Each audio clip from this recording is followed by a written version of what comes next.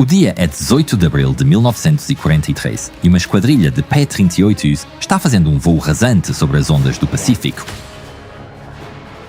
O primeiro-tenente Rex Barber resiste ao calor de sua cabine enquanto mantém seu avião na formação, mas ele está focado, pois sabe que estão à procura de um dos inimigos mais importantes de suas carreiras. O almirante Isoroku Yamamoto, o homem responsável pelo ataque a Pearl Harbor e que ainda ficava se gabando de que negociaria a paz na Casa Branca. A esquadrilha norte-americana prossegue e o litoral da ilha Bougainville vai aparecendo. Rex Barber vasculha os céus. Os serviços de inteligência foram muito específicos. Um Mitsubishi G4M Betty e 2 grupos de 3 zeros. Bem aqui, a essa hora. O plano é simples e preciso. 12 P-38 Lightnings vão ficar por cima e dar cobertura, enquanto os outros 4 P-38s restantes vão se concentrar exclusivamente no bombardeiro. Estão quase chegando a Bougainville quando chega uma mensagem no rádio. Como se tivesse sido combinado, eis que surge por entre as nuvens um grupo inimigo. 6 zeros, porém, não apenas um, mas 2 Betchas. Os americanos foram pegos de surpresa. O seu plano foi por água abaixo.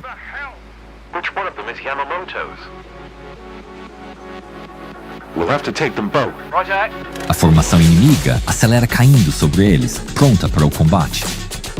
12 dos colegas de Barber sobem rapidamente para dar cobertura, deixando os 4 escolhidos em sua audaciosa missão. Mas há problemas. Os tanques auxiliares do primeiro-tenente Besby Holmes não estão saindo. Barber fica nervoso ao ver Holmes abandonar a formação, acelerando para tentar se livrar dos seus tanques. Walla Raymond Hine vai a seu encalço para protegê-lo, mas deixando a equipe com apenas 2 aviões. A situação fica mais complicada. Agora são 2 bombardeiros contra metade dos caças. Yamamoto está ao seu alcance. Os americanos não vão deixar ele escapar por nada nesse mundo. Yamamoto está indo fazer uma vistoria em um dos 4 aeroportos operantes em Bougainville, acompanhado de 8 de seus oficiais, entre eles seu braço direto, o seu leal chefe de gabinete, Matomi Ugaki. Ugaki está cochilando em seu assento, quando de repente um dos zeros da escolta o ultrapassa e desacelera bem à sua frente, sacudindo suas asas. Confuso, Ugaki o observa e percebe que o piloto está acenando com a mão, apontando freneticamente para algo.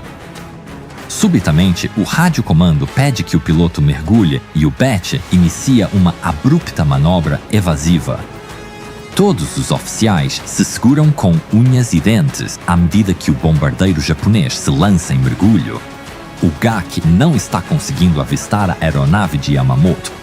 Acima dele, desesperados para impedir o ataque, 3 zeros são abatidos por 2 P-38s que se aproximam. Lanphier abandona a formação, subindo para abordar os caças japoneses, mas deixando Barber sozinho no ataque. Lanphier dispara e os zeros reagem à altura. Projéteis se espalham pelos céus. Lanphier não se intimida com a rajada de tiros que acerta suas asas, fazendo a fuselagem vibrar como se estivesse chovendo granizo.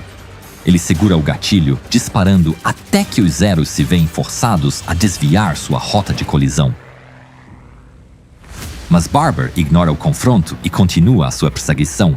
À sua frente, os bombardeiros partem em direções opostas. Ele escolhe um deles e empreende a perseguição. Mas não está sozinho. De repente, um tiro de raspão atinge seu avião bem na frente da cabine. Um dos zeros que estava lutando com Lanphier o seguiu e o está investindo desde cima. Projéteis continuam zunindo em volta da sua cabine. Resistindo à vontade de se voltar contra o caça, ele mantém a mira no bombardeiro. Barber puxa o gatilho, lançando uma saraivada de 50 e 20 mm. Os projéteis dilaceram o bombardeiro inimigo, pedaços se desprendem da cobertura do motor e a aeronave expele uma nuvem de óleo. Barber mantém o foco. Ele segura o gatilho sem se importar que seu avião também está recebendo fogo. Ele vai abater esse bombardeiro, ainda que seja a última coisa que faça. Até que o zero que o perseguia o ultrapassa, deixando-o respirar por alguns segundos. Barber aproveita o momento para continuar o seu ataque, estraçalhando o bombardeiro à medida que o persegue em sua queda rumo às copas das árvores. até que o Betty perde o controle e começa a girar. Barber desvia e por pouco não bate contra a asa do bombardeiro, o qual perde o controle e se espatifa contra uma árvore, criando uma imensa bola de fogo. Barber se vira e observa a coluna de fumaça preta que se ergue da floresta, se preparando para o próximo. Mas 3 zeros aparecem do alto. Eles abrem fogo e Barber tenta se esquivar, mergulhando para tentar ganhar velocidade ao som dos projéteis inimigos que ecoam pela fuselagem ao atingir suas asas e cauda. Barber passa por entre as copas das árvores, zigue-zagueando freneticamente pela sua vida. Os japoneses não vão desistir tão facilmente. Assim que a coisa fica feia, ele detecta os P-38 de Holmes e Hine logo à frente. Nem tudo está perdido. Ele acelera em direção a eles, torcendo para que o vejam. Por sorte, eles se dão conta do aliado em perigo. Partindo para o resgate, seus colegas viram em sua direção. As suas metralhadoras brilham bem à sua frente. Ele sente um aperto no peito. O tempo parece ficar mais lento conforme os projéteis aliados avançam sobre ele. Ele mantém o curso apesar das balas que chovem ao seu redor. Por todos os lados, o fogo o rodeia. Os tiros o envolvem por ambos lados. Disparando tudo o que tem, os P-38 ficam cada vez mais próximos, mas ao passar por cima dele, os céus subitamente ficam em silêncio. Todos os aviões desapareceram. Os P-38 já se foram e os Zeros se dispersaram graças ao ousado ataque dos seus compatriotas. Barber inspira fundo e vai em busca do último Betty.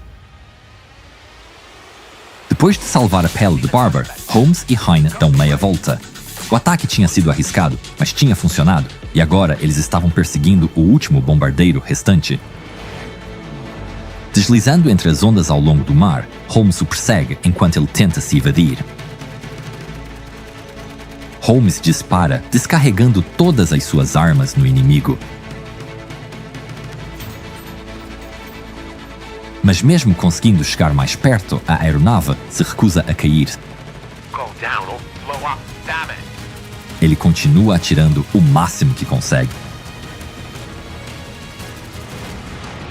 Antes de desviar por baixo, voando pela estreita lacuna entre o bombardeiro e o mar,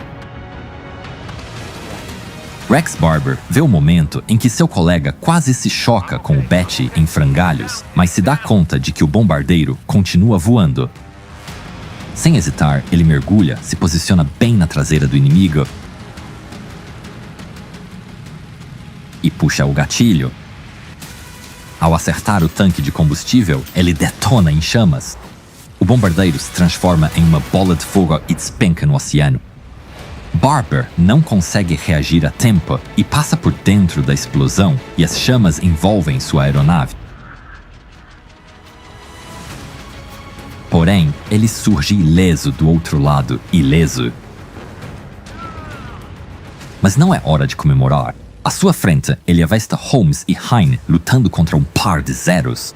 O P-38 de Hine está muito danificado e ele mergulha para tentar se salvar, ao passo que um dos Zeros é batido por Holmes. Barber se joga no combate, surpreendendo o último Zero e derrubando-a. How's your subscribe level? Very low. How about out here?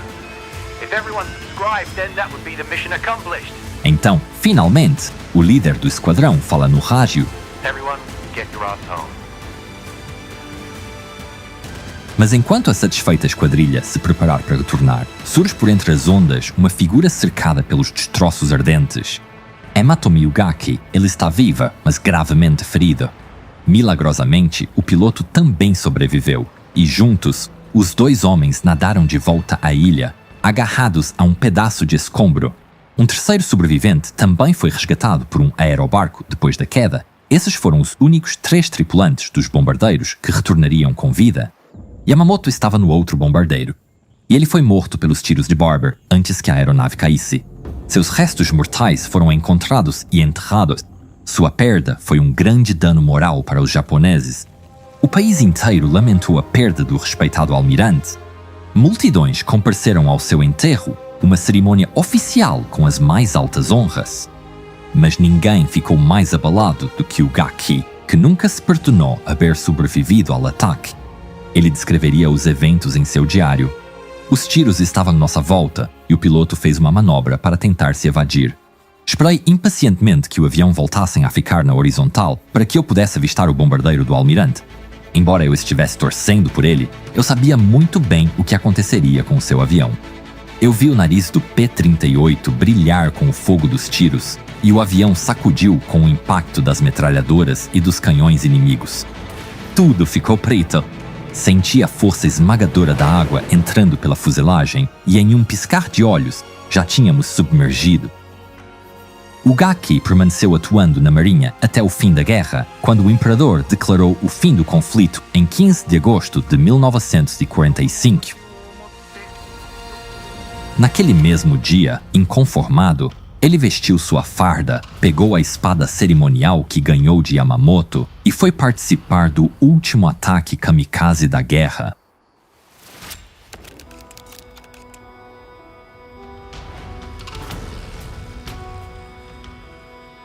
Nos Estados Unidos, a morte de Yamamoto foi muito comemorada, mas nem tudo foi festa. Tragicamente, o primeiro-tenente Raymond Hine não voltaria para casa. O seu P-38, que estava muito danificado, acabou caindo durante o voo de volta à base. A Cruz da Marinha foi concedida a todos os membros da esquadrilha por sua participação no ataque. Rex Barber sobreviveu à guerra e voltou para casa, falecendo em 26 de julho de 2001.